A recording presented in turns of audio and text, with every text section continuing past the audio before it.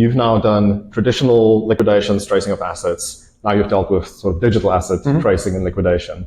How does the tracing of assets differ between a traditional liquidation versus on the crypto one? Do you know what's funny? Where you're dealing with centralized entities, so ultimately whether it ends up in an exchange or some other form of service provider, it's very analogous with that of traditional tracing, because you're dealing with a centralized exchange is again a bank, right? Look at it as a bank. You can go to a bank and get a Norwich Pharmacal application or some other form of disclosure application against the bank for information pertaining to an account. It's the same with an exchange, except it's pertaining to an address. So those are very common, although tracing of transactions via bank statements is somewhat different to tracing hops on chain. And that's really where you need the forensic tools to be able to, and the expertise to be able to undertake that type of tracing. But ultimately the end goal is the same, and the access to the information is from the service provider.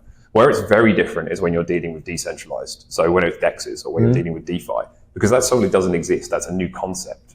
And the ability to be able to, you can't issue an MPO against a decentralized exchange. You just, it exists on chain. You would issue it to the smart contract. I mean, there's just no way of doing it. So that is where the challenges arise.